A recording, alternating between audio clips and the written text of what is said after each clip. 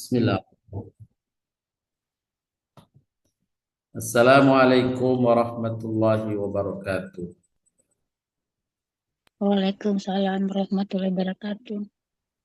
Innal hamdalillah nahmaduhu wa nasta'inuhu wa nastaghfiruh wa na'udzu billahi min shururi anfusina wa min sayyiati a'malina. Man yahdihillahu fala mudilla lahu wa man yudlilhu fala hadiya lahu. Asyhadu an la ilaha illallah wahdahu la syarika lah wa asyhadu anna Muhammadan abduhu wa rasuluh. Allahumma salli wa sallim ala nabiyyina Muhammadin wa ala alihi wa sahbihi ajma'in. Amma ba'du. Bapak Ibu sekalian yang dirahmati dan diberkahi Allah Subhanahu wa taala. Alhamdulillah pagi hari ini kita bisa kembali mengkaji mendalami ajaran Allah dan Rasulnya, dan insya Allah pada pagi hari ini kita akan mentelaah tentang tema pentingnya keberkahan dalam kehidupan kita.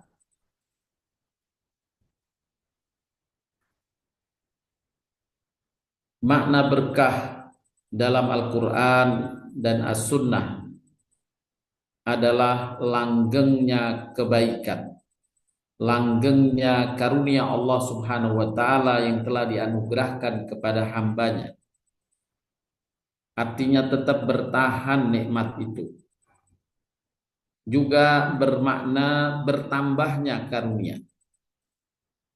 Bisa langgeng sekaligus selalu bertambah. Itulah makna keberkahan. Oleh karenanya sering dalam ucapan-ucapan kita dengan sesama ketika mendapatkan mereka kenikmatan, semoga berkah ya, semoga Allah berkahi ya, barakallahu laka, barakallahu laki. Nah, itu bagian dari doa, memang dianjurkan Nabi Shallallahu Alaihi Wasallam untuk mendoakan keberkahan atas karunia yang Allah telah karuniakan kepada sahabat-sahabat kita atau keluarga kita, agar karunia itu tetap langgeng, tetap bertahan, bahkan selalu bertambah.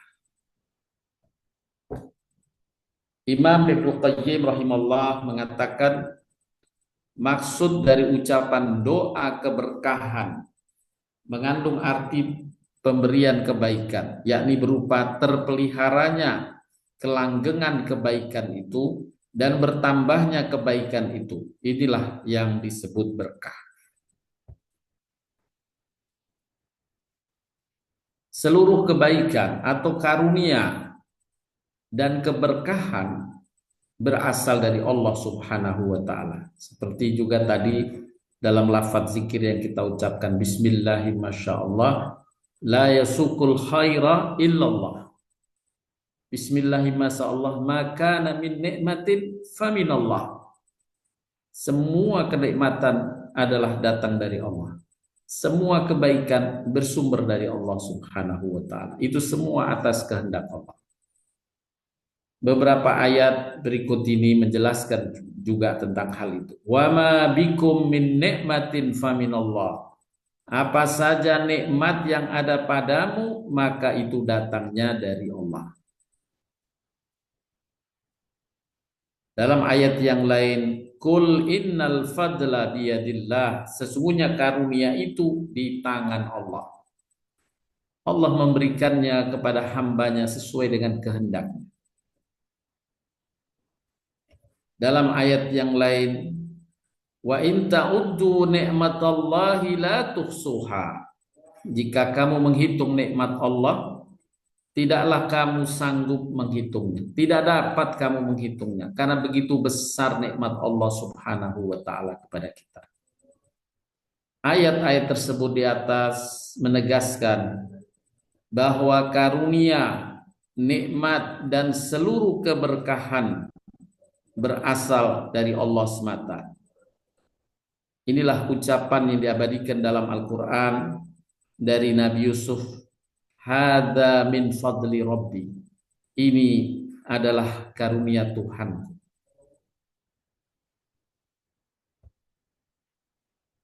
Bapak Ibu sekalian yang dirahmati Allah SWT, pentingnya keberkahan pada karunia yang kita terima. tidak sekedar kita menerima karunia semata, baik itu umur, karunia rizki, sehat, kesempatan, itu semua banyak karunia yang Allah limpahkan kepada kita. Sahabat itu juga bentuk karunia. Ala inna, sesungguhnya bentuk karunia ini banyak, dan kita harapkan karunia itu semua diberkahi Allah, tetap bertahan, bahkan bermanfaat atau bertambah-tambah kemanfaatannya. Banyak sekali karunia Allah. Di antara karunia yang mudah dipahami adalah waktu, tenaga, tubuh yang sehat, anak-anak, keluarga, harta, rizki, bahkan kawan termasuk di dalamnya. Ada kalanya keberadaan suatu karunia tidak memberikan kebahagiaan atau kemanfaatan yang hakiki pada pemiliknya. Mendapatkan sesuatu justru merugikan dirinya. Inilah yang diingatkan Allah Subhanahu wa taala dalam beberapa ayat yang saya sebelum membacakan beberapa ayat tersebut saya nukilkan dari ungkapan Imam Hasan Al-Basri, seorang ulama besar terdahulu. Beliau mengatakan, ada orang yang diberikan karunia oleh Allah tapi merugi. Inilah karunia yang tidak diberkahi. Dia dapat karunia berupa kenikmatan tapi justru merugikan. Beliau Imam Hasan Al-Basri menyebutkan di antaranya, ada yang diberikan karunia waktu tapi tak menambah kemanfaatan baginya. Na'udzubillahi min dzalik. Tidak menambah pahala, tidak menambah kemanfaatan. Kemudian yang kedua, ada orang dikaruniai harta tapi tak menambah pahala baginya. Tidak dapat dari harta itu kemanfaatan, paling tidak pahala, tapi dia hanya terbebani dengan harta itu. Setiap hari ketakutan agar hartanya tetap terjaga, tapi tidak memberi manfaat apa-apa dan menambah pahala baginya. Kemudian yang ketiga, ada orang dikaruniai kawan yang banyak, tak memberi petunjuk dan mendorong beramal kebaikan baginya. Kawannya tidak memberi manfaat untuk mendapatkan petunjuk, nasihat, atau mendorong sama-sama melakukan kebaikan. Bahkan menjerumuskannya. Seperti diingatkan oleh Allah dalam Al-Quran tentang kawan yang dapat menjerumuskan. Allah Ta'ala berfirman dalam surat Al-Furqan ayat ke-27 hingga ayat 29 yang saya bacakan terjemahannya. Dan ingatlah ketika orang-orang zalim menggigit kedua tangannya seraya berkata, aduhai kiranya aku dulu mengambil jalan bersama Rasul, kecelakaan besar bagiku. Kiranya dulu aku tidak mengambil fulan sebagai teman akrabku, disebut namanya, yakni fulan ini, seseorang sebagai teman akrabku. Sesungguhnya dia telah menyesatkan aku dari Al-Quran sesudah Al-Quran itu datang kepadaku. Nah, ini penyesalan dari seorang hamba nanti di akhirat, karena justru dia punya kawan dekat tapi menjerumuskannya, tidak memberi manfaat, tidak berkah baginya. Nah, itu yang disampaikan oleh Imam Hasan Al-Basri, dikaruniai kawan yang banyak tapi tak memberi petunjuk dan mendorong beramal kebaikan baginya. Semestinya kawan yang baik adalah mensupport kita untuk kebaikan. Kemudian yang keempat, ada orang dikaruniai kesehatan tapi tak nambah ibadahnya. Kemudian yang berikutnya dikaruniai anak, ada seorang dikaruniai anak tapi tak menambah investasi jariah baginya.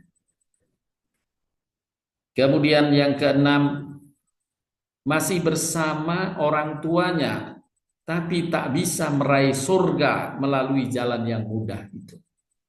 Karena siapa yang mendampingi kedua orang tuanya atau orang tua salah satu di antaranya saat mereka dalam usia lanjut, dan dia tetap berbakti, merawatnya, menyenangkannya, maka itu jalan pintas menuju surga. Allah sampai berfirman dalam Al-Quran ketika kita diminta bersyukur kepada Allah, maka Allah menggunakan aniskurli wali walidai, bersyukurlah kepadaku dan kepada kedua orang tuamu. Artinya berbakti kepada orang tua adalah satu amal besar, dan bila seseorang masih mendapatkan karunia orang tua masih hidup ya bersamanya, walaupun sudah tidak memiliki banyak daya, dia justru merawatnya, mendampinginya, itu amal pintas menuju surga, membesarkan pahala dan ganjarannya. Bukankah dikisahkan oleh Nabi SAW tentang seorang yang Nabi belum berjumpa dengannya, yaitu Uwais Al-Qarni. Ia tidak hidup di masa Nabi, artinya Nabi saat hidup belum berjumpa, tapi Nabi mendapatkan informasi dari malaikat Jibril dan menyampaikan kepada Umar bin Khattab, wahai Umar, jika suatu saat nanti sepeninggalku engkau menjumpai seorang yang bernama Uwais dari negeri atau daerah Qarni, maka mintalah doa kepadanya, sampaikan salamku kepadanya dan mintalah doa, karena doanya tidak pernah ditolak oleh Allah Subhanahu wa ta'ala. Setelah Nabi meninggal, Umar bin Khattab berupaya juga mencari, dan Allah berikan jalan untuk menemui Uwais Al-Qarni, dan ternyata amal yang menyebabkan Allah ridha padanya adalah merawat ibundanya. Merawat ibundanya yang sudah usia. Itulah di antara amal yang disebutkan amal yang efektif untuk menuju surga. Nah, banyak orang bersama orang tuanya tapi tidak bisa meraih surga melalui jalan yang mudah ini. Ini adalah tidak berkahnya apa yang Allah karuniakan kepadanya. Semoga kita semuanya dapat benar-benar memanfaatkan dengan berkah waktu kita, harta kita, kawan yang banyak, kesehatan, kekuatan, dan keberadaan keluarga, termasuk dengan orang tua. Beberapa ayat yang menggambarkan penyesalan-penyesalan orang yang mendapatkan karunia yang tidak mendapatkan keberkahan. Sebagai contoh tadi ayat ini sudah kita baca, dapat kawan tapi justru kawannya menjerumuskan dalam keburukan. Kemudian penyesalan yang lain diungkapkan dalam Al-Quran, hilangnya keberkahan waktu atau umur. Inilah disebutkan berulang dalam Al-Quran. Keluhan utama manusia di akhirat nanti adalah keluhannya bahwa ia tidak bisa memanfaatkan waktu yang panjang dalam hidupnya. Di antaranya Allah ungkapkan penyesalan dalam surat Al-Mu'minun, yang artinya Allah bertanya, berapa tahunkah lamanya kamu tinggal di bumi? Mereka menjawab, kami tinggal di bumi sehari atau setengah hari. Serasa singkat kehidupan dia, padahal sudah berpuluh tahun, bahkan di masa yang lalu bisa mencapai lebih dari ratusan tahun. Mereka menganggap satu hari saja. Kenapa? Karena panjang waktunya dan umurnya itu terabaikan, tidak termanfaatkan dengan baik. Tidak bisa menanam kebaikan, tidak bisa mendapatkan pahala. Maka semestinya kita bertambah hari harus menambah pahala di sisi Allah Subhanahu wa ta'ala. Jangan lewatkan satu hari yang kita tidak menambah pahala.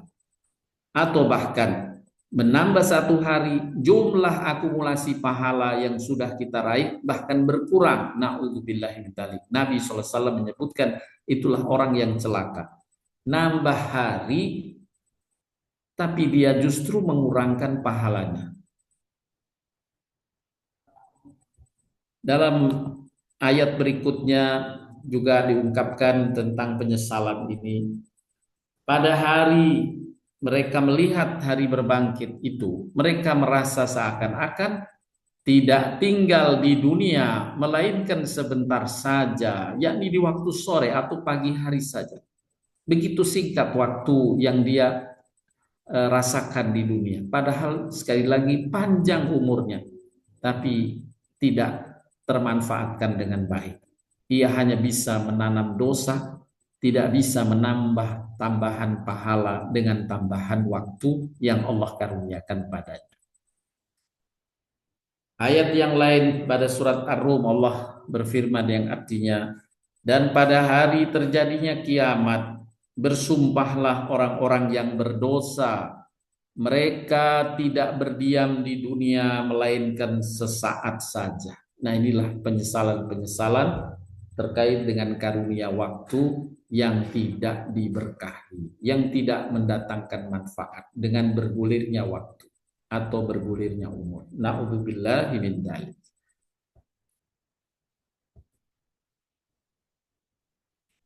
Jangan kita pertaruhkan masa yang panjang dengan waktu yang sangat pendek.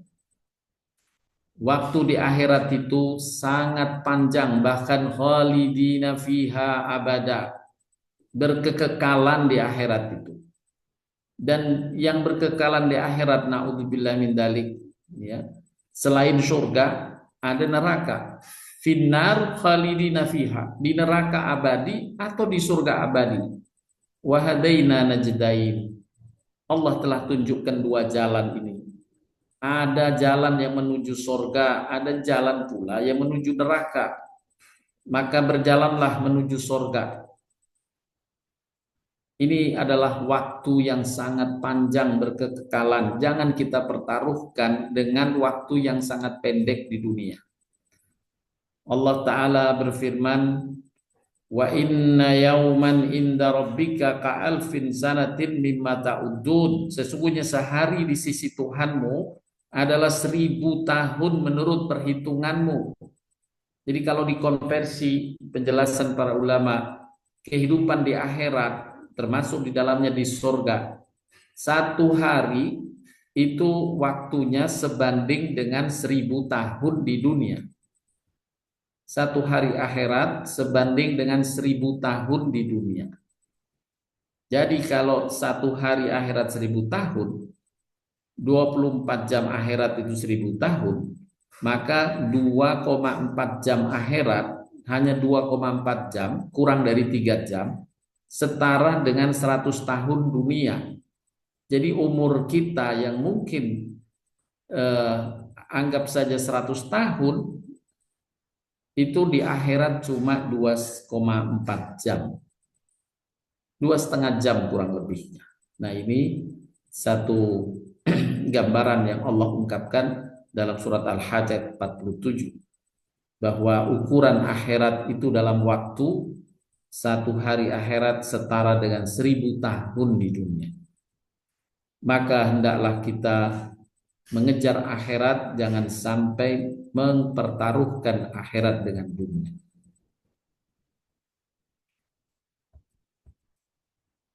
Hilangnya keberkahan waktu diingatkan oleh Nabi Shallallahu Alaihi Wasallam dalam sabdanya, tidak akan tiba hari kiamat hingga waktu semakin singkat. Nah, yang dimaksud waktu semakin singkat bukan perputaran bumi ya yang lebih cepat, tidak. Akan tetapi apa yang dilakukan oleh manusianya yang seolah-olah menyia-nyiakan waktu ini, tidak memberi manfaat, sehingga terasa lebih cepat waktunya. Saya ulang pernyataan dari Nabi SAW ini dalam sabdanya, tidak akan tiba hari kiamat hingga waktu semakin singkat. 1 tahun bagaikan 1 bulan. 1 bulan bagaikan 1 minggu. 1 minggu bagaikan 1 hari. 1 hari bagaikan 1 jam, dan 1 jam bagaikan api yang membakar daun kurma. Begitu cepat. Ya. Begitu cepat kita juga saat ini sudah bisa merasakan ketika jumpa hari Sabtu kembali, sudah Sabtu lagi, udah kajian lagi, udah Sabtu. Sepertinya baru kemarin. Nah, itu menunjukkan bahwa satu minggu seperti satu hari. Juga tahu-tahu jamnya sudah berubah. Astagfirullah, sudah jam 2. Ya.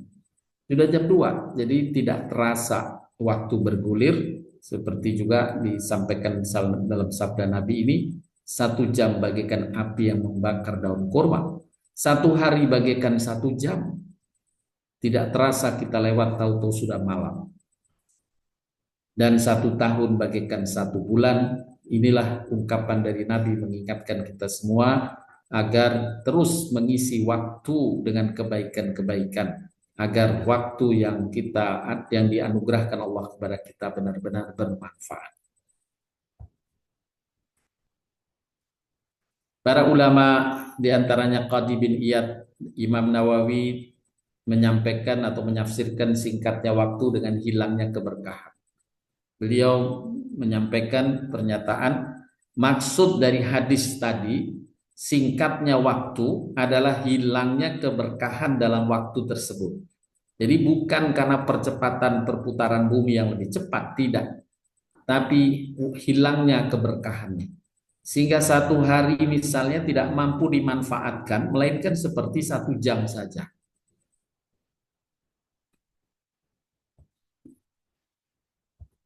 Selanjutnya, Bapak Ibu sekalian dirahmati Allah SWT. Alangkah butuhnya hamba atas karunia yang dikaruniakan kepadanya, dan karunia tersebut benar-benar menambah kemanfaatan dan nilai bagi diri, keluarga, dan sesama lain. Karunia seperti itulah yang disebut karunia yang diberkahi atau karunia yang dirahmati oleh Allah. Oleh karenanya Allah menyuruh kita agar bukan sekedar meminta karunia, akan tetapi hendaknya memohon karunia yang diberkahi dan dirahmati. Dan tentu saat kita memohon karunia yang dirahmati atau diberkahi, dipersyaratkan adanya kesesuaian amal untuk meraih karunia itu. Tidak mungkin bila kita memohon karunia, tapi sebenarnya karunia itu hasil dari keburukan, kezaliman. Semisal, ya Allah, berkahilah rizki yang aku dapatkan lewat mencuri ini. Tidak mungkin, mustahil itu Allah kabulkan. Jadi benar-benar atas memperoleh karunia dengan jalan yang halal, dan Allah akan memberkahinya.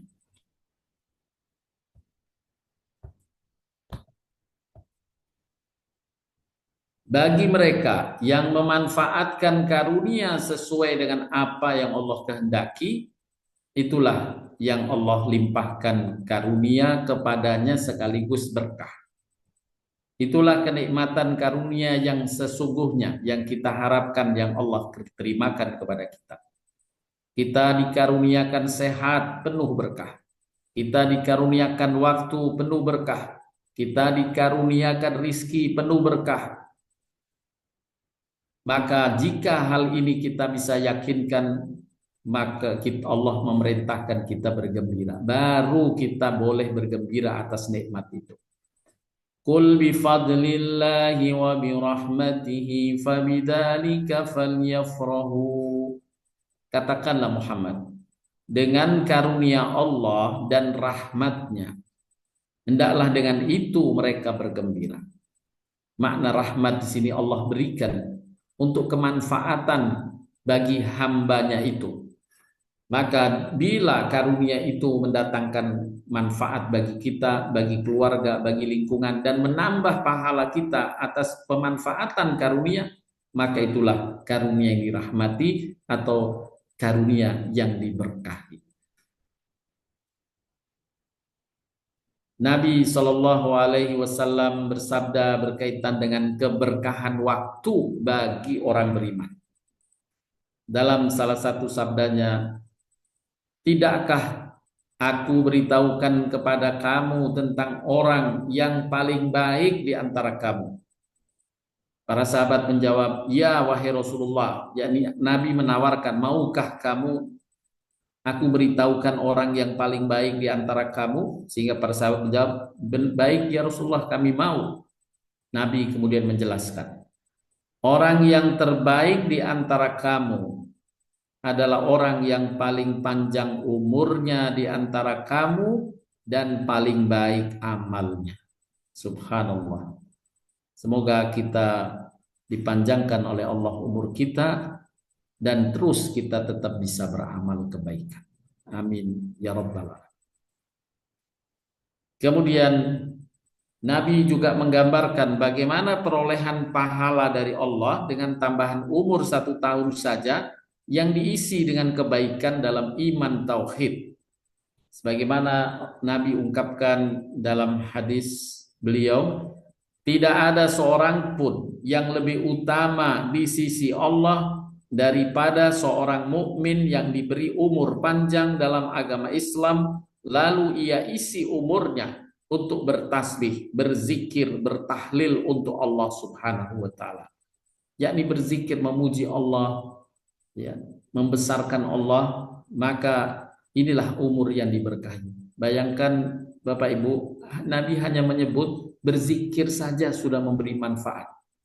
Apalagi dengan amal-amal kebaikan lainnya.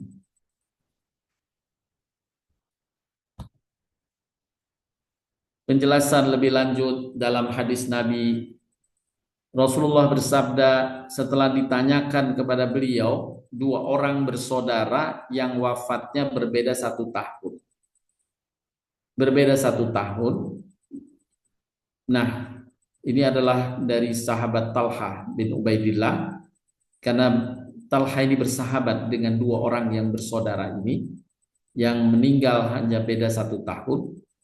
Tetapi Talha bermimpi bahwa saudaranya yang meninggal belakangan, yang meninggal 1 tahun berikutnya, sebenarnya dia mukmin, tapi sedikit berbeda dengan saudaranya yang meninggal lebih dahulu. Saudara yang meninggal lebih dahulu lebih giat dalam beribadah, bahkan ia mati syahid. Sedangkan saudaranya yang meninggal 1 tahun berikutnya, dia beriman hanya melaksanakan kewajiban-kewajiban saja, tidak menonjol amal-amal kebaikan lainnya. Tetapi justru saudaranya yang meninggal belakangan yang tidak terlalu menonjol amal kebaikannya itu masuk surga lebih dahulu. Kemudian Talha mengkonfirmasi kepada Nabi SAW dan Nabi kemudian menjawabnya dan memberi penjelasan dalam hadis berikut. Bukankah dia orang yang diberi tambahan umur masih hidup 1 tahun setelahnya? Sahabat menjawab, benar ya Rasulullah. Nabi melanjutkan, bukankah dia telah menemui bulan Ramadan lalu berpuasa Ramadan dalam tambahan umur tersebut? Dalam tambahan umur 1 tahun dia masih kesempatan puasa Ramadan? Dan dia melakukan sholat sekian banyak sujud dalam 1 tahun tambahan umurnya itu. Para sahabat juga membenarkan, iya ya Rasulullah. Maka Nabi kemudian menjawab, ketahuilah, jarak tambahan pahala antara keduanya, yaitu antara hamba yang ditambah umurnya 1 tahun saja dengan yang tidak ditambah umurnya, lebih jauh dari jarak antara langit dan bumi. Subhanallah. Nabi hanya menyebut amalan puasa Ramadan dan menjaga sholat 5 waktunya, sudah dilebihkan Allah pahalanya lebih dari jarak antara langit dan bumi. Inilah umur tambahan yang Allah berkah.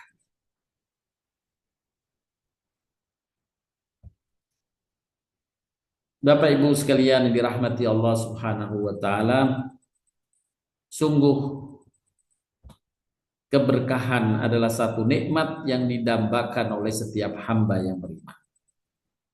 Allah Subhanahu wa taala berfirman mengabadikan ucapan Nabi Isa alaihissalam, وَجَعَلَنِي مُبَارَكًا أَيْنَمَا كُنْتُ وَأَوْصَانِي بِالصَّلَاةِ وَالزَّكَاةِ مَا دُمْتُ حَيًّا.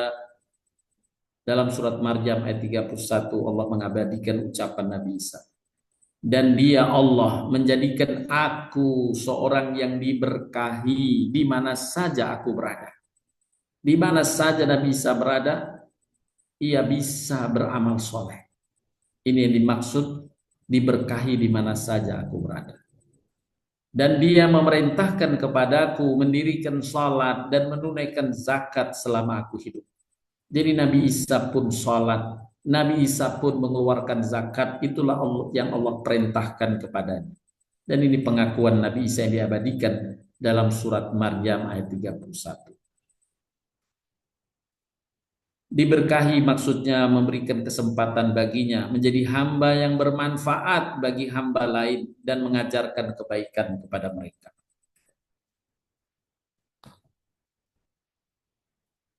Selanjutnya Bapak Ibu sekalian yang dirahmati dan diberkahi Allah Subhanahu wa taala, untuk kita meraih keberkahan dari Allah, maka hendaknya kita ikhtiarkan wujud amalan-amalan yang bila Allah mengaruniakan satu kenikmatan, Allah tambahkan jaminan keberkahan padanya.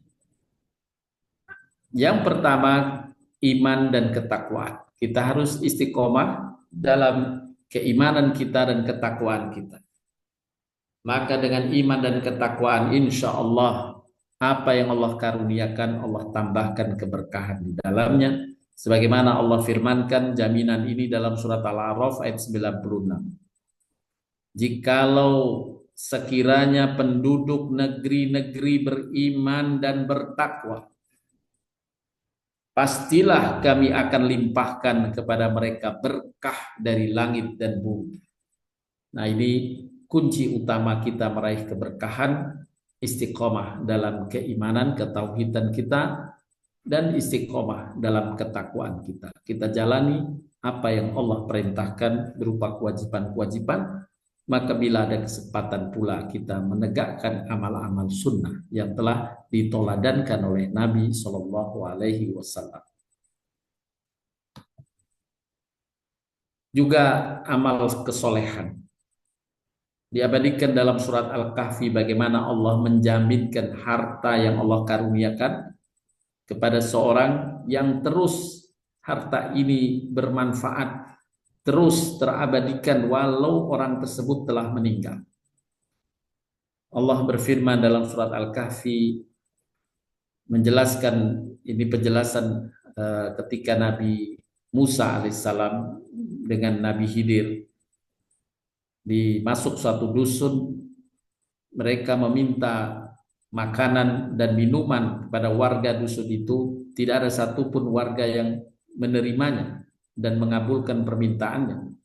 Tetapi Khidir kemudian mengajak Musa memperbaiki. Ketika melihat ada satu rumah yang hampir roboh, Khidir menyampaikan kepada Musa, yuk kita perbaiki rumah ini, sayang. Ya, rumah ini nggak bermanfaat, mari kita perbaiki. Nah, Nabi Musa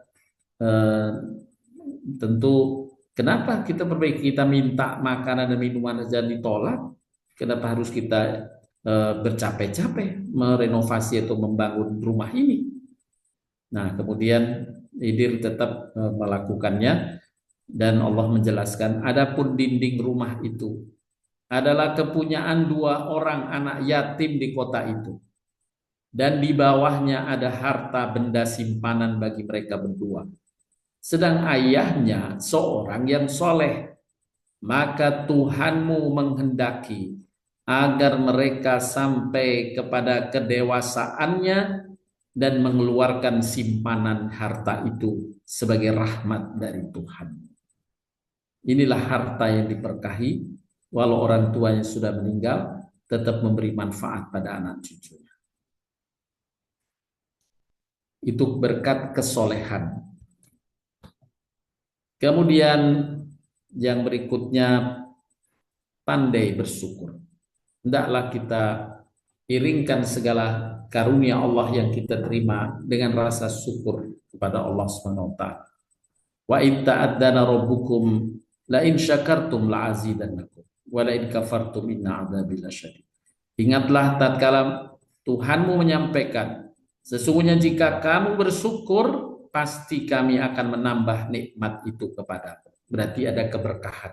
Karena nikmat selalu Allah tambahkan dan itu adalah bentuk keberkahannya. Dalam ayat yang lain Allah berfirman pula, "Wa man syakara fa innama yashkuru li nafsi."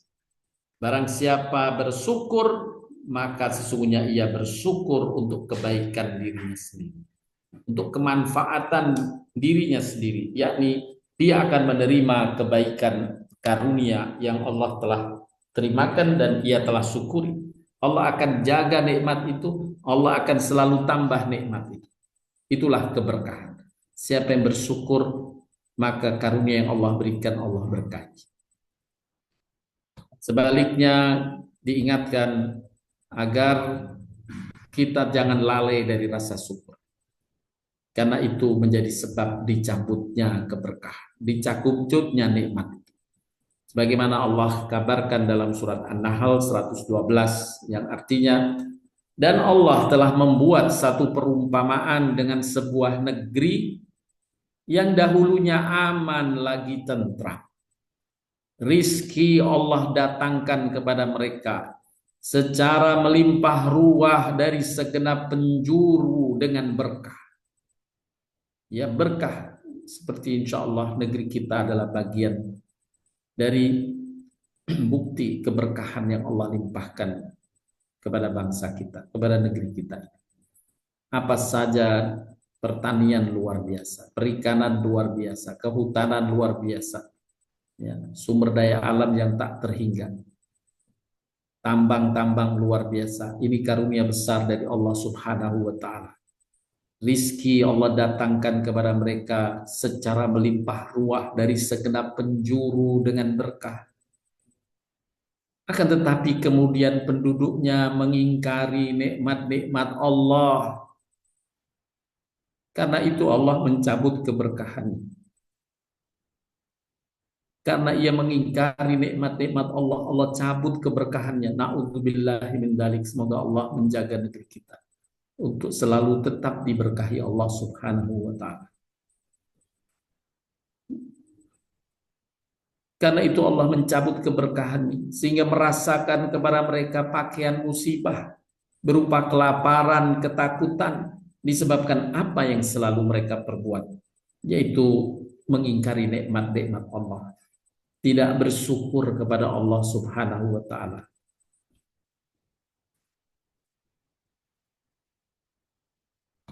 Bapak Ibu sekalian yang dirahmati Allah Subhanahu wa Ta'ala, selanjutnya selain bersyukur, di antara amal atau ikhtiar agar apa yang Allah karuniakan penuh berkah adalah menyambung silaturahim. Itu juga menjadi sumber diturunkannya keberkahan atas karunia kita. Di antara amal soleh yang akan mendatangkan keberkahan dalam hidup, yakni menyambung silaturahim. Sebagaimana Nabi sabdakan, barang siapa yang senang untuk dilapangkan atau diberkahi rizkinya, atau dipanjangkan umurnya, maka hendaklah ia bersilaturahim.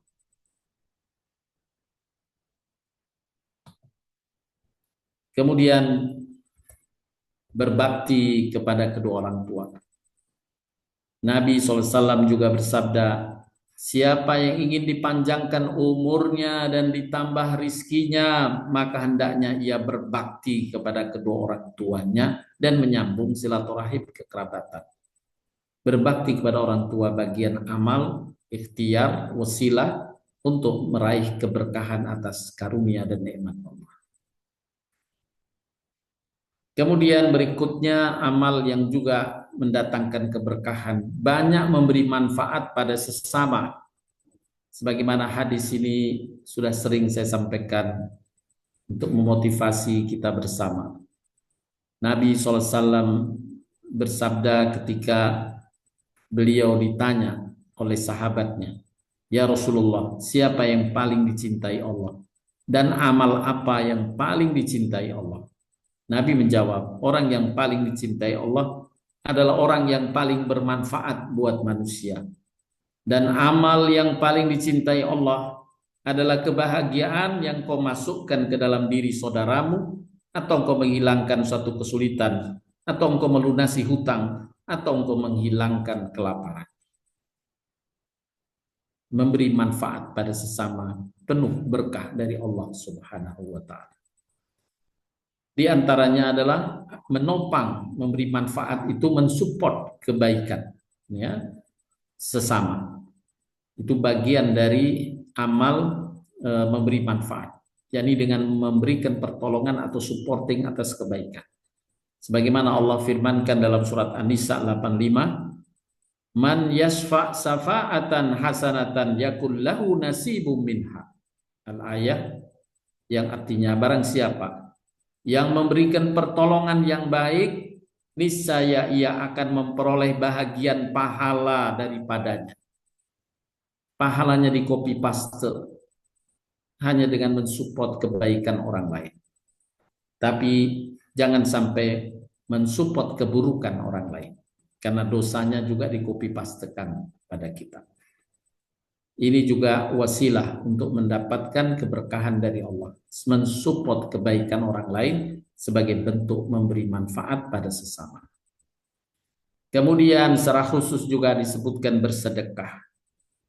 Nabi SAW bersabda, tiada pagi hari melainkan ada dua malaikat yang turun. Kemudian salah satu dari malaikat itu berdoa atau berkata, ya Allah, berilah pengganti bagi orang yang berinfak. Jadi ketika seorang berinfak, maka malaikat mendoakan, ya Allah, gantikanlah harta yang dia infakkan. Dan Allah menjanjikan penggantiannya itu minimal 10 kali lipat. Bila dia makin ikhlas, maka bisa 700 kali lipat. Kemudian malaikat yang satu berdoa, ya Allah, timpakanlah kepada orang yang kikir kehancuran karunia itu. Nah, yakni maksudnya dicabut keberkahannya. Na'udzubillahi min dzalik. Oleh karenanya sedekah juga wasilah upaya kita mendatangkan atau mendapatkan keberkahan dari Allah atas karunia kita. Jujur dalam berjual beli juga bagian dari upaya meraih keberkahan. Nabi SAW bersabda, orang yang bertransaksi jual beli masing-masing memiliki hak hiyar, membatalkan atau melanjutkan transaksi jual belinya selama keduanya belum berpisah. Ya, kalau berjual belinya tatap muka, maka hak hiyar masih berlaku, boleh membatalkan, tapi setelah pisah, maka sudah, jual beli itu sudah berlaku dan tidak bisa dikembalikan jika orang yang salah satu pihak tidak mau mengembalikan. Jika keduanya jujur dan terbuka, maka keduanya akan mendapatkan keberkahan dalam jual beli itu. Tetapi jika keduanya berdusta dan tidak terbuka, maka keberkahan jual beli antara keduanya akan hilang. Na'udzubillah min dzalik. Allah cabut keberkahannya. Kemudian yang berikutnya termasuk wasilah mendapatkan keberkahan dari Allah, memperhatikan hak Allah, yakni zikir dan salat, khususnya salat 5 waktu. Rasulullah SAW bersabda, barang siapa yang bangun di pagi hari dan hanya dunia yang dipikirkannya, sehingga seolah-olah ia tidak melihat hak Allah dalam dirinya, maka Allah akan menanamkan 4 macam penyakit pada orang itu. Na'udzubillah min dzalik. Semoga kita terhindar. Apa saja penyakit ini? Yang pertama, kebingungan yang tiada putus-putusnya. Kesibukan yang tidak pernah jelas akhirnya. Kebutuhan yang tidak pernah merasa terpenuhi. Harapan yang tidak berujung wujudnya. Harapan yang tidak pernah tercapai. Hadis riwayat Imam Muslim. Ini dikarenakan hamba sibuk dan melupakan Allah, khususnya dalam zikir dan sholat. Hendaklah kita istiqomah, sholat dijaga dan berzikir kepada Allah. Ingat, di pagi hari pun kita tunaikan subuh, sholat, kemudian iringkan zikir walau sebentar, sebagaimana resep Nabi. Kalaupun kamu sibuk, cukup dengan mengucapkan subhanallah wa bihamdi adada khalqihi wa ridha nafsihi wa zinata arsihi wa bidada kalimati. Ulang 3 kali, insya Allah pahalanya mencukupi bagimu di hari itu. Tapi bila ada kelapangan lain, boleh kita baca Quran dan lafaz-lafaz zikir lainnya. Maka Allah hindarkan kita dari 4 penyakit ini. Kebingungan yang tidak putus, kesibukan yang tidak pernah jelas, kebutuhan yang tidak pernah merasa terpenuhi, harapan yang tidak berujung-wujudnya. Nah, istiqomah, zikir, menjaga sholat, juga zakat diungkapkan pula oleh Allah dalam surat An-Nur. Seseorang yang tidak dilalaikan oleh perniagaan dan tidak pula oleh jual beli, ya, tidak disibukkan dengan berbagai urusan. Dia tetap mengingat Allah, dia tetap berzikir kepada Allah, dan dia mendirikan sholat, menjaga sholat 5 waktunya, dan membayar zakat. Mereka takut pada suatu hari yang di hari itu hati dan penglihatan menjadi goncang. Mereka mengerjakan yang demikian itu, yakni berzikir, menjaga sholat, dan menunaikan zakat, supaya Allah memberi balasan kepada mereka dengan balasan yang lebih baik dari apa yang telah mereka kerjakan. Nah, ini adalah keberkahan. Dan supaya Allah menambah terus karunia-Nya kepada mereka. Ini keberkahannya. Allah tambah-tambah terus karunia-Nya. Allah memberi rizki kepada siapa yang dikehendakinya tanpa batas. Subhanallah. Dengan 3 amalan yang Allah telah ringankan. Zikir, jaga sholat 5 waktunya, dan tunaikan zakat. Allah akan berkahi, Allah akan tambah terus karunia kepada kita. Kemudian juga amal yang ringan, tetapi dia adalah kunci untuk juga meraih keberkahan, adalah iringan ucapan Masya Allah atas ketakjuban saat mendapatkan nikmat. Allah Ta'ala berfirman dalam surat Al-Kahfi ayat 39, walaula id dakhalta jannataka qulta ma sya'allahu la quwwata illa billah in tarani ana aqalla minka malan wa walada. Dan mengapa kamu tidak mengatakan waktu kamu memasuki kebunmu, Masya Allah la quwwata illa billah, yang artinya sungguh atas kehendak Allah semua ini terwujud. Tiada kekuatan kecuali dengan pertolongan Allah. Sekiranya kamu anggap aku lebih sedikit darimu dalam hal harta dan keturunan. Nah, ini ucapan Masya Allah la quwwata illa billah. Bila ucapan ini mengiringi ketika kita mendapatkan kenikmatan atau saudara kita mendapatkan kenikmatan, maka Allah akan jaga kenikmatan itu. Allah akan berkahi kenikmatan itu. Imam Ibnu Katsir dalam tafsirnya menukilkan hadis Nabi untuk menjelaskan ayat tersebut di atas. Nabi SAW bersabda, barang siapa yang diberi kebaikan atau nikmat, baik berupa pasangan yang baik, lagi soleh atau solehah, ataupun harta benda yang banyak, lalu ia mengatakan Masya Allah la quwwata illa billah, yang artinya ini adalah apa yang dikehendaki oleh Allah, tiada kekuatan melainkan berkat pertolongan Allah, niscaya ia tidak akan melihat hal-hal yang tidak disukai akan menimpa kebaikan tersebut.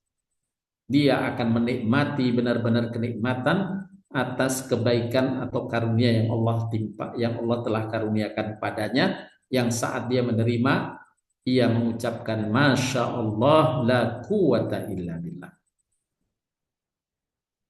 Oleh karenanya bila kita mendapatkan kenikmatan atau melihat keluarga atau sahabat kita mendapatkan kenikmatan atau kita sedang dipuji satu kenikmatan, iringkan dengan ucapan Masya Allah la quwwata illa billah.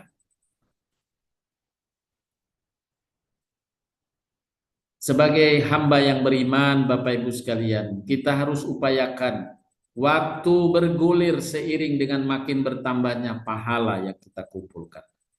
Paling tidak jangan mengakhiri satu hari di mana jumlah total pahala kita sama hari itu dibanding dengan jumlah total pahala kita pada hari sebelumnya. Karena Rasulullah SAW, Nabi kita bersabda yang artinya, barang siapa yang hari ini lebih baik dari hari kemarin, ia beruntung. Yakni maksudnya dengan tambahan karunia waktu, karunia harta, karunia sehat, dia bisa mengisi hari tambahan itu dengan kebaikan-kebaikan, kemanfaatan-kemanfaatan, maka dia mendapat pahala, ia beruntung. Barang siapa 2 harinya sama, yakni akumulasi pahalanya sama, maka ia tertipu. Berarti hari ini dia tidak berbuat apa-apa. Dan barang siapa yang hari ini lebih buruk dari hari kemarin, na'udzubillahi min dzalik, ia celaka.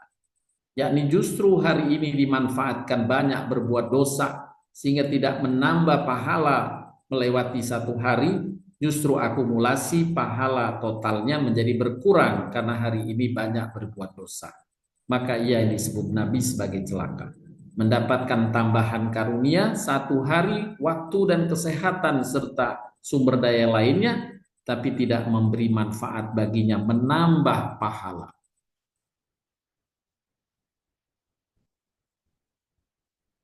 Selanjutnya Allah mengingatkan kita dengan waktu agar kita jangan menyia-nyiakan waktu. Banyak orang yang rugi dengan karunia waktu karena waktunya tidak diberkahi. Allah berfirman, wal asri innal insana lafi khusrin illa alladhina amanu wa amilus solihat wa tawassaw bil haqqi wa tawassaw bis sabr. Demi waktu, sesungguhnya manusia benar-benar berada dalam kerugian kecuali orang yang beriman dan mengerjakan amal soleh, saling nasihat menasehati dalam kebenaran dan nasihat menasehati dalam menetapi kesabaran. Itulah orang yang beruntung dan itulah waktu yang diberkahi Allah. Kita tetap bisa isi dengan kemanfaatan iman, kemanfaatan amal soleh, dan berkawan dengan kawan-kawan yang dapat terus menyemangati kita dalam kebenaran, kebaikan, dan kesabaran. Selanjutnya, Bapak Ibu sekalian yang dirahmati Allah Subhanahu wa taala, saya nukilkan hadis Nabi SAW yang diriwayatkan oleh Al-Hakim Ibnu Hibban, bahwa bila Allah menyayangi hambanya, mencintai hambanya, maka hamba tersebut diberikan karunia oleh Allah dengan kesibukan beramal soleh. Dalam hadis Rasulullah SAW bersabda, "Idza ahabballahu abdan asala." Bila Allah mencintai hambanya, maka Allah akan menjadikan hamba itu sibuk beraktivitas.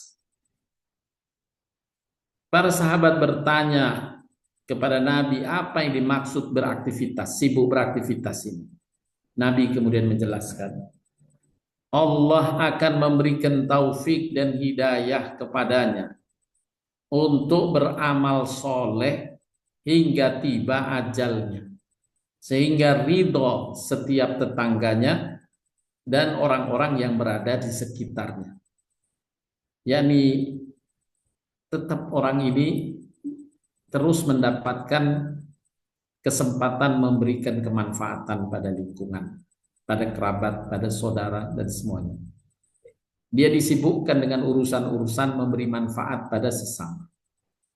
Ini yang disebut idza ahabballahu abdan asalah.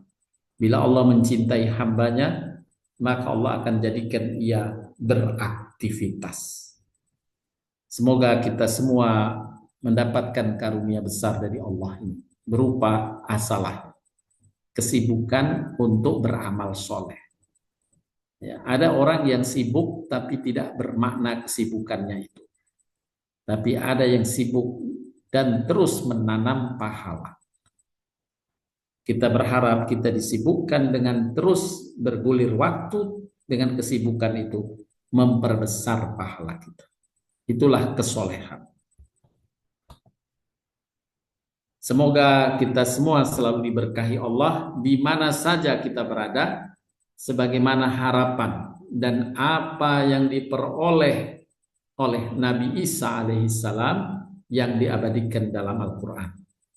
Ini ucapan Nabi Isa alaihissalam.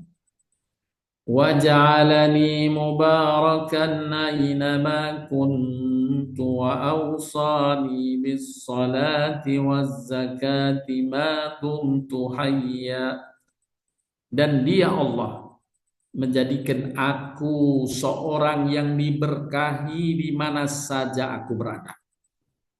Ini ungkapan Nabi Isa alaihissalam yang Allah abadikan dalam Al-Quran.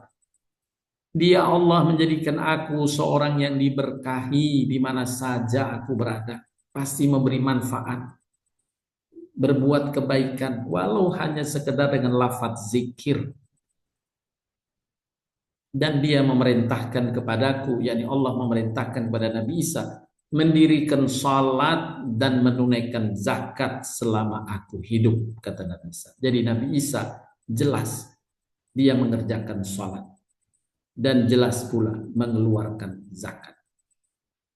Dan dengan dua amalan salat dan zakat ini, Nabi Isa mengaku Allah telah menjadikannya sebagai hamba yang diberkahi di mana saja ia berada. Semoga kita juga Allah karuniakan keberkahan di mana saja kita berada. Dengan insya Allah terus istiqomah menjaga salat dan menunaikan zakat. Semoga Bapak Ibu sekalian kajian kita pagi hari ini mendatangkan manfaat sebagai bahan renungan untuk menjadikan karunia Allah kepada kita selalu diberkahi. Waktu yang penuh berkah, umur yang penuh berkah, kesehatan yang penuh berkah, rizki yang penuh berkah, kawan yang penuh berkah, dan karunia lainnya yang penuh berkah. Mudah-mudahan keberkahan selalu Allah limpahkan kepada kita bersama keluarga semuanya. Amin ya rabbal alamin. Ini ucapan terakhir sebagai penutup yang diajarkan dalam hadis, barakallahu laka fi ahlika wa malika. Semoga Allah menganugerahkan barokah kepadamu, pada keluargamu, dan pada harta. Amin ya rabbal alamin. Demikian yang dapat disampaikan, mudah-mudahan bermanfaat. Mari kita sama-sama terus mengisi waktu, menjaga kesehatan kita, rizki kita, untuk terus berbuat kebaikan yang mendatangkan pahala di sisi Allah. Itu sebagai tanda keberkahan yang Allah limpahkan kepada kita. Insya Allah karunia-karunia itu tetap Allah pertahankan untuk kita dan Allah tambahkan juga. Amin ya rabbal alamin. Demikian, terima kasih Bapak Ibu atas perhatiannya. Untuk selanjutnya dipersilahkan saya sampaikan Ustadz Hasbullah mungkin bisa memandu. Baik, Karena Bu Ustaz. Lili tadi izin ada keperluan lain yang tidak bisa ditinggal. Bu Lilin tidak bisa hadir hari ini di kajian kita. Di chat belum ada yang mau tanya, Ustaz. Mungkin saya Bapak Ibu yang akan menuliskan, saya silakan. Mumpung masih ada waktu sebelum waktu masuk waktu zuhur. Pak Buana yang tidak hadir ya. Bu Sopi mungkin, Bu Sopi.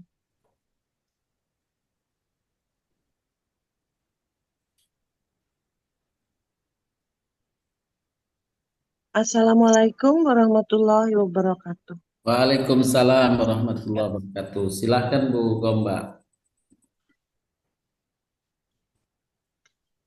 Ya Ustadz, terima kasih atas renungan hari ini. Renungan yang luar biasa ya, karena setiapnya ada saja diketemukan kekurangan, kesalahan, kekurangan konsistensi manusia, maksudnya diri sendiri bukan manusia semua, bahwa yang masih selalu terdapat pada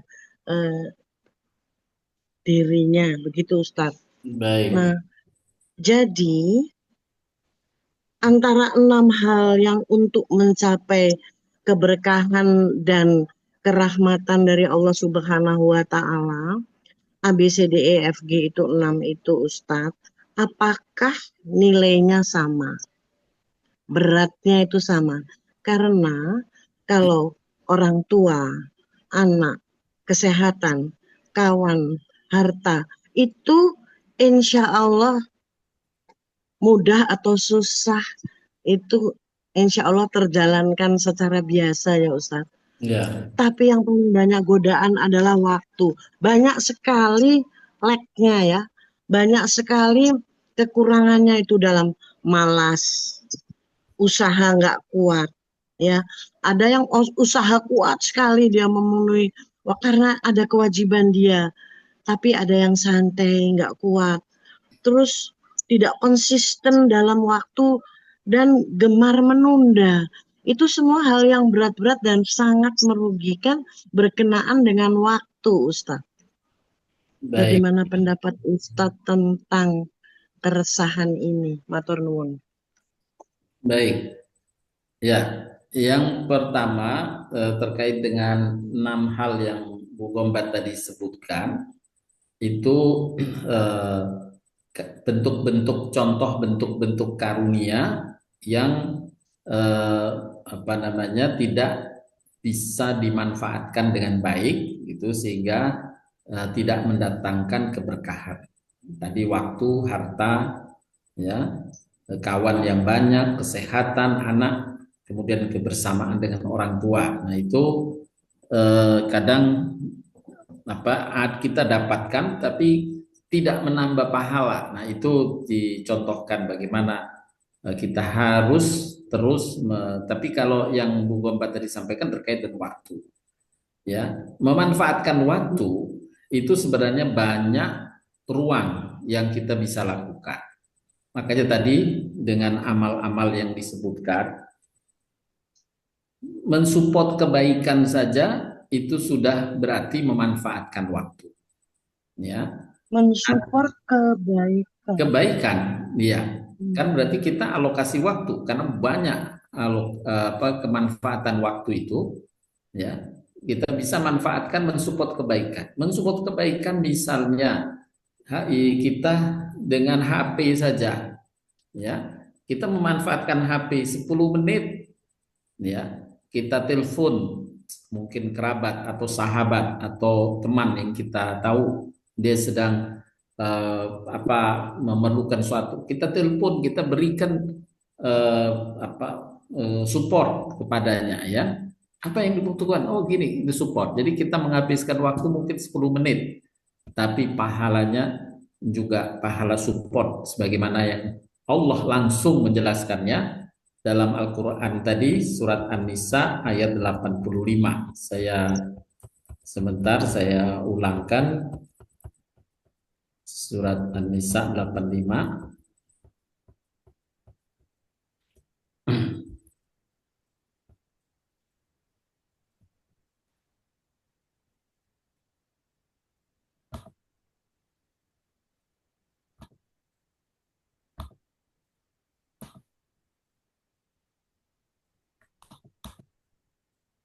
Nah, ini ayatnya.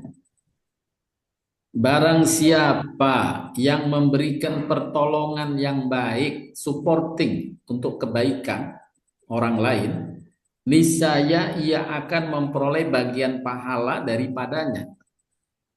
Jadi hanya mensupport saja dia mendapat bagian pahala. Dan amal mensupportnya macam-macam dijelaskan oleh para ulama. Bisa mensupport dengan harta, ada yang mensupport dengan harta, ada yang mensupport dengan tenaga, ada yang mensupport dengan ide dan pikiran, ada yang mensupport dengan memberikan ketegaran, yakni kesabaran, itu supporting juga. Ya, yuk semangat, yuk semangat. Nah, itu bagian dari supporting.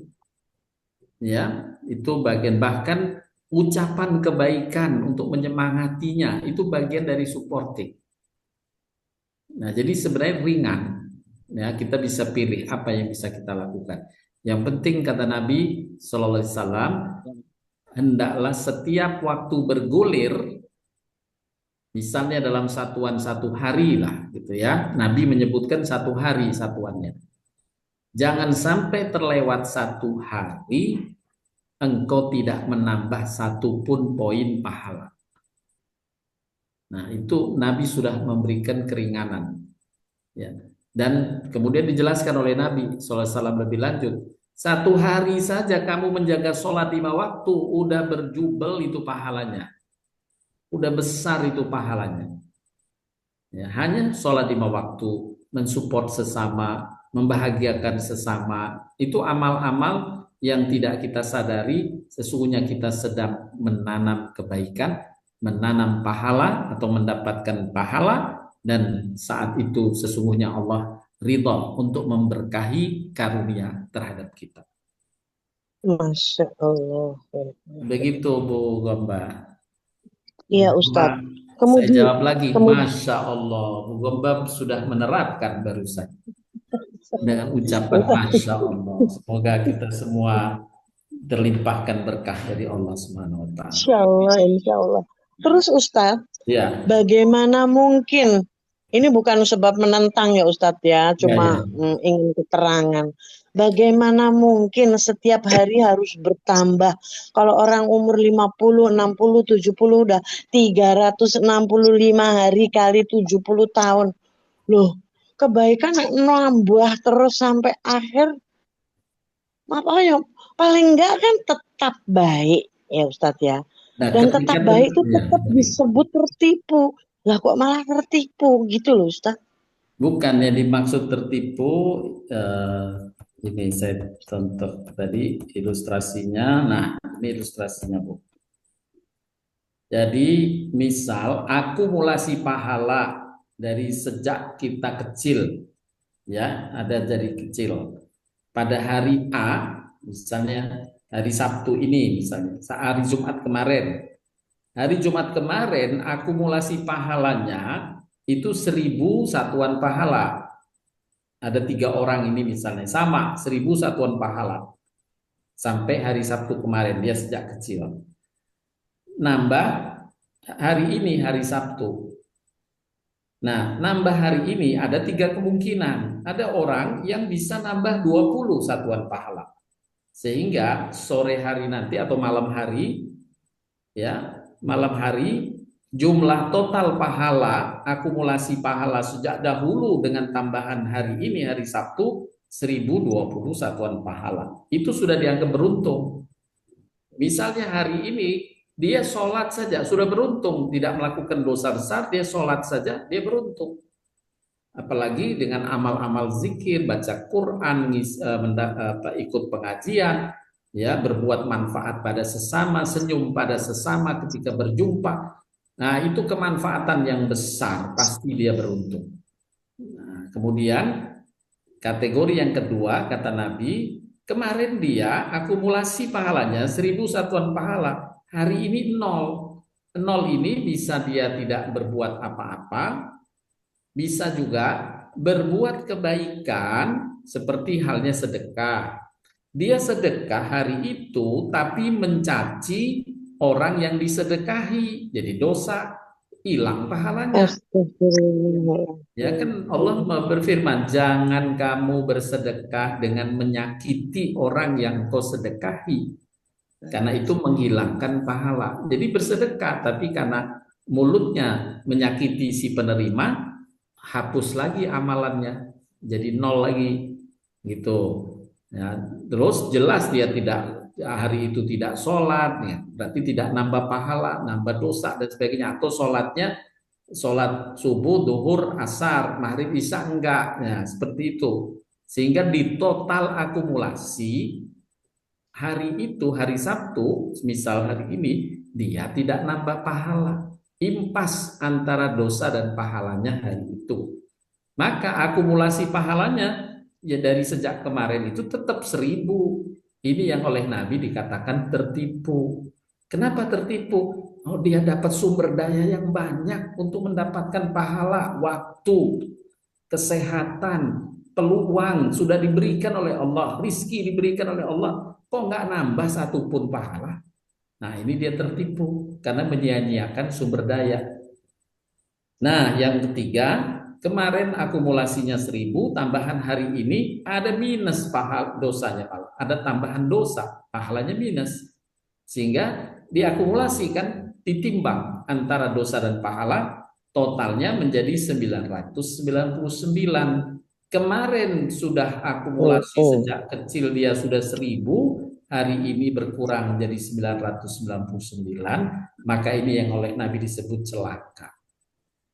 Ya, ini, nah insya Allah kita yakin Bapak Ibu semuanya, kita insya Allah berada pada apa yang disebut Nabi beruntung, karena setiap hari yakin paling tidak dengan istiqomah jaga sholat, jaga zikir. Bukankah pernah saya sampaikan beberapa waktu yang lalu, Nabi mengajarkan satu lafaz zikir yang ringan tetapi pahalanya besar. Subhanallah wa bihamdihi adada khalqihi wa ridha nafsihi wa zinata arsihi wa midada kalimati. Jika kita baca 3 kali lafaz zikir ini, kata Nabi, menenggelamkan pahala orang yang berzikir dari sholat subuh sampai waktu suruh. Sampai waktu suruh, orang berzikir dengan panjang-panjang zikir ditenggelamkan oleh pahala bacaan zikir yang ringan tadi. Nah, itulah Allah Subhanahu wa Ta'ala memberi kemudahan kepada kita, keringanan pada kita. Tentu keringanan-keringanan itu, kata Imam Ibnu Qayyim, akan bisa diraih dengan kita tetap istiqomah mendalami ilmu.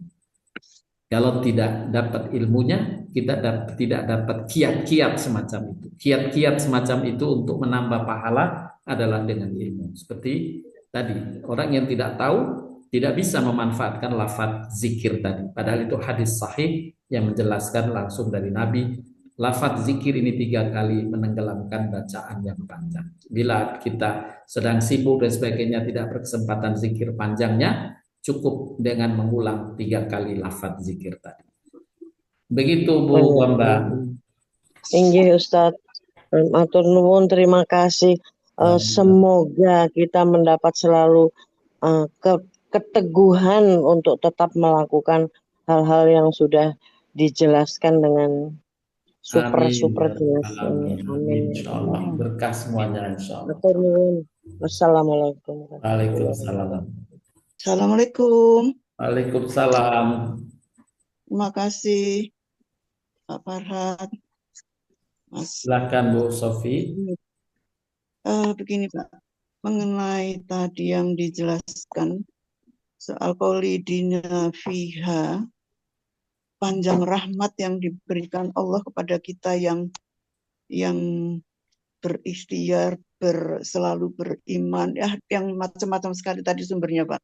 Ya. Nah, kayak begini, kepada orang-orang yang masih bisa aktif karena umur usianya masih bisa menangani dengan fisik dan tentu dengan pemikirannya, lalu dengan orang-orang yang memang lahir zaman dulu, ya lebih dulu, jadi fisik dan pemikirannya tentu sudah tidak seperti yang muda-muda, ya, tentu yang sudah mulai berlemah. Maksud saya begini Pak, kalau yang dilakukan dulu itu karena kan kita ini belum belajar agama yang sangat serius seperti sekarang ini Pak. Jadi yang kita lakukan baik dengan fisik, tenaga yang capek, tidak memikirkan soal qaulidina fiha Pak. Jadi hanya kita bisa bismillah, mudah-mudahan Allah merahmati, bismillah, mudah-mudahan tidak ada halangan apa-apa.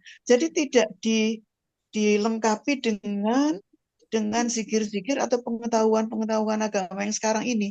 Jadi kadang-kadang saya itu, waduh, yang lahir zaman dulu berarti ya kurang ilmunya atau kurang rahmatnya Pak. Nggak salah ya Pak, begitu ya Pak? Kan duku-duku. Iya, itu pas itu. Lupa sama duku ya. Ini iya benar, pepatah dulu, Allah Maha Pemurah, Allah Maha Pemaaf ya. Jadi Allah karuniakan kalau jangankan apa namanya, dengan yang kita insya Allah sudah beriman sejak dulu gitu, sejak kecil sudah beriman, pasti sudah sholat, walaupun ada kita kemudian istighfar, mohon ampun kekurangan-kekurangan itu Allah menerima, ya. Nah itu alhamdulillah kita terjaga. Jangankan yang demikian, Bu. Orang yang baru kemudian bersahadat, misalnya orang yang bersahadat, baru bersahadat kemudian ajalnya tiba, Allah sudah rahmati, gitu ya. Allahu Akbar. Allah sudah rahmati, sudah masuk surga dia.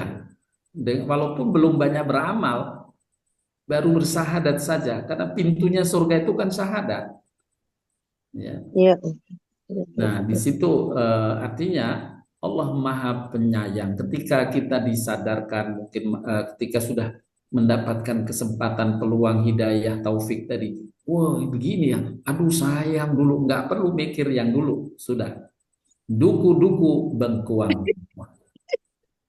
Nakal Bu Sofi itu Ustaz. Sekarang ya, yang kita manfaatkan, yang sudah dapat ilmunya itu suatu luar biasa. Allah sudah akan melimpahkan ganjaran besar. Dan tentu seperti pernah saya sampaikan, effort ya, tentu maaf, yang berumur misalnya sudah berumur lebih dibanding yang masih berumur 20-30 tahun gitu ya, untuk mengerjakan satu amalan, effort yang sudah usia itu lebih berat dibanding yang masih usia muda, apalagi berkaitan dengan urusan tenaga gitu ya. Nah, itulah di antara karunia Allah. Allah memberi pahala, besarnya pahala sesuai dengan effort. Semakin banyak kendala, pahalanya Allah besarkan. Allah besarkan semakin besar effortnya. Begitu Bu, sehingga dengan usia yang makin bertambah, jangan kita pesimis. Sungguh Allah membesarkan pahalanya walaupun masih ada kekurangan-kekurangannya. Allah besarkan pahalanya dibanding mereka yang masih kuat untuk melakukan perbuatan atau amal-amal tersebut. Begitu Bu Sofi. Jadi Pak, yang kita lakukan dulu itu, menurut saya ya, menurut kita semua tuh, begitu beratnya ya, begitu beratnya dan menguras pemikiran dan tenaga ya, mungkin juga ya kalau keuangan sih ya mungkin tidak lah, karena itu program dari pemerintah. Maksud saya kita seperti tadi Pak Farhat mengatakan, jangan kita mengingat yang dulu. Begitu Pak, tapi masa nggak boleh mengingat yang dulu Pak kalau dipikir? Bukan nggak boleh mengingat yang dulu, tapi nggak boleh berandai-andai kembali. Iya. Sudah, kalau kita mengingat yang dulu merasa waduh kurang ya, nah kita tinggal istighfar aja, ya Allah ampunilah saya, dulu saya belum maksimal. Nah gitu, kita optimis. Jadi Iya. karena kita nggak boleh putus asa dari maghfirah, dari ampunan dari Allah, ya. Begitu Bu Sofi. Ya, jadi maksud saya membina atau mensejahterakan atau membuat kepandian untuk ilmunya kepada orang lain, taruhlah sebanyak itu, tapi kita ini bersyukurnya kepada Allah setelah kejadian itu, menurut saya seperti kurang dengan adanya pelajaran yang sekarang gitu loh Pak Farhat. Itu yang Iya, membuat ya itu tadi, itu namanya evaluasi kan, ya, mengevaluasi. Kalau sudah evaluasi, yang dulu kita beristighfar bila ada kekurangan, kalau ada kelebihan atau sudah kita kerjakan sejak dahulu, kita bersyukur. Alhamdulillah ya Allah, Engkau telah berikan saya kesempatan mengerjakannya sejak dahulu. Bersyukur. Bila ada yang kurang, aduh dulu saya kok nggak tahu ya ilmunya semacam ini. Ya Allah ampunilah saya. Mulai hari ini kita dengan kemampuan yang kita miliki, kita kerjakan. Maka itu yang kena dengan tadi penjelasan tadi. Begitu Bu Sofi. ya, jadi kalau kita dalam pembicaraan dengan teman-teman lagi sama-sama menimba ilmu Pak. Jadi kita bisa ya Pak menyebut-nyebut Kholidina fiha gitu. Semoga Allah selalu memberikan rahmat yang luar biasa banyaknya dengan apa yang kita lakukan. Itu kita boleh menyebut-nyebut demikian, Pak. Maksudnya barokallahu ya. Semoga Allah berkahi kita gitu kan. Maksudnya bukan kholidina fiha tadi ya. Kalau kholidina fiha ditempatkan di mana itu? Bukan apa kholidina fiha enggak. Tadi kayaknya enggak ada dalam penjelasan saya kholidina fiha. Ada Pak disebut tapi tidak dijelaskan secara lengkap. Kholidina fiha gitu. Saya sering mendengar itu soalnya Pak. Takut salah gitu loh kalau ikut niru-niru jadinya. Artinya kholidina fiha itu abadi maksudnya itu maksudnya atau apa? Ya kita berharap semoga karunia yang Allah limpahkan kepada kita semuanya diberkahi gitu ya. Nah, maka ucapan-ucapan barakallahu lakum ya itu sebenarnya memohon keberkahan tadi. Semoga Bu Sofi selalu diberkahi gitu. Amin. Ya, jadi dengan Baik, apa yang telah kita lakukan baik dulu ataupun sekarang gitu ya Pak kira-kira ya. Iya. Ya kalau yang dulu ada kehilafan, kekurangan kita istighfar. Kalau sudah kita kerjakan sejak dahulu walaupun belum tahu ilmunya yang mendalam, kita bersyukur alhamdulillah dan kita pertahankan terus keistiqomahan, kita selalu kerjakan dan upayakan di hari-hari mendatang. Begitu Bu Sofi. Ya Pak, terima kasih. Baik. Masih ada yang lain? Masih ada Ustadz di chat dari WP. Ustadz ingin bertanya, bagaimana ya Ustadz sikap kita terhadap saudara yang kita tidak suka perilakunya, tapi masih minta untuk diberi sedekah. Sementara kita sempat curiga dengan tingkah lakunya yang membuat kita marah. Yang kita beri amanah tetapi tidak menjalankan dengan baik sehingga membuat kecewa. Baik, Bu Evi. Apa yang Bu Evi alami ini persis kurang lebihnya dengan apa yang dialami oleh Abu Bakar Siddiq sahabat Nabi Shallallahu Alaihi Wasallam. Ya, dikisahkan dalam tafsir Quran dari surat An-Nur. Boleh dilihat kalau kebetulan ada ayatnya Quran yang dekat bisa dibuka. Surat ke-22 Surat ke-22 maaf, surat An-Nur surat ke-24 maksud saya.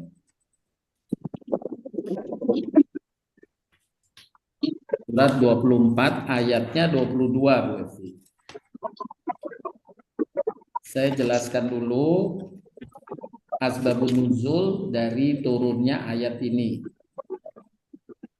yaitu menimpa Abu Bakar Siddiq sahabat Nabi SAW yang dia selalu memberi santunan kepada kerabat dekatnya, tapi kerabat dekat yang diberi santunan ini justru selalu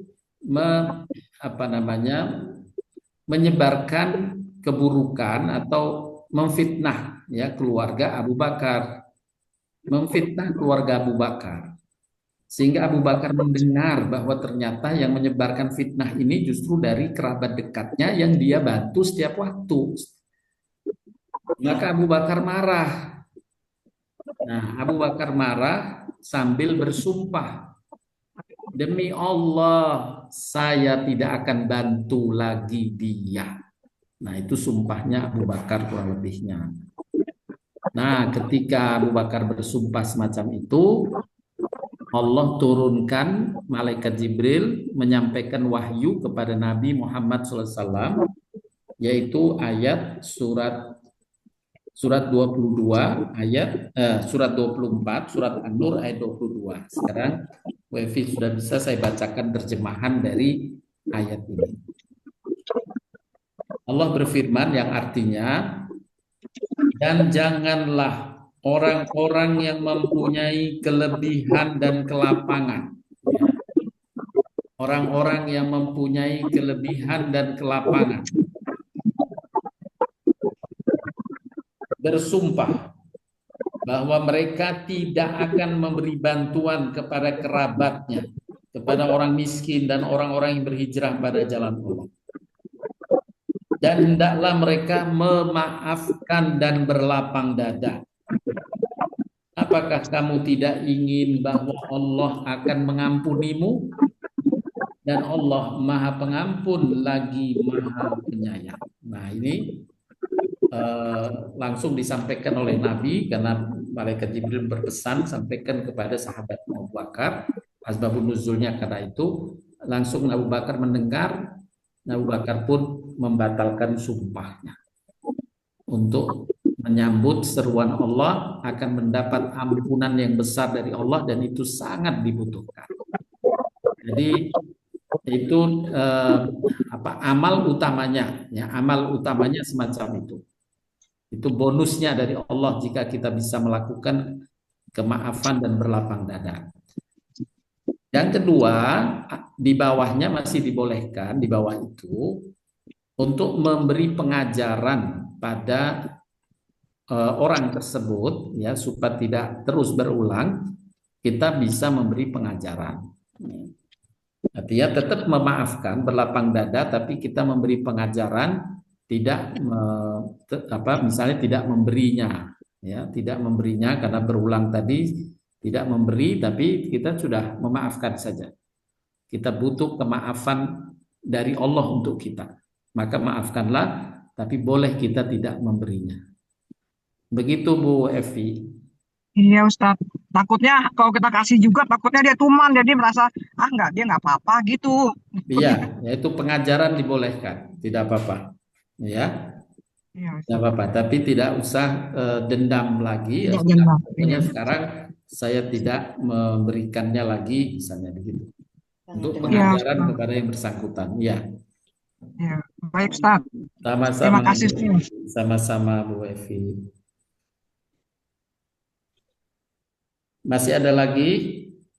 Di chat sudah tidak ada lagi Ustadz. Baik, sepertinya waktu sudah pukul 11.37, sebentar lagi akan azan zuhur, mungkin kita cukupkan dulu. Bapak Ibu sekalian, terima kasih atas perhatian dan partisipasinya. Semoga Allah limpahkan ganjaran besar atas taklim kita, menuntut ilmu kita. Amin. Dan Allah limpahkan keberkahan untuk kehidupan kita. Amin. Berkah umurnya, berkah waktu-waktunya, berkah rizkinya, berkah kesehatannya, berkah amal-amal. Amin ya rabbal alamin. Billahi taufiq wal hidayah. Subhanakallahumma wa bihamdika asyhadu an la ilaha illa anta astaghfiruka wa atubu ilaik. Assalamualaikum warahmatullahi wabarakatuh. Waalaikumsalam warahmatullahi wabarakatuh. Terima kasih Bapak. Sama-sama semuanya. Assalamualaikum Ustaz. Waalaikumsalam warahmatullahi wabarakatuh. Sehat semuanya. Terima kasih Pak Hasbullah dan Pak Rudi. Terima kasih Toibatora. Terima kasih Pak Ustaz. Sama-sama Bu. Masih sebulan belum ada loh patah itu yang duku-duku bengkoang-bengkoang di Toibatora loh. Pak Farah belum mengenalkan itu. Udah. Hah? Di Toibatora maksudnya. Iya. Duku bengkoang-bengkoang. Tunggu Mbak udah mau japri saya belum?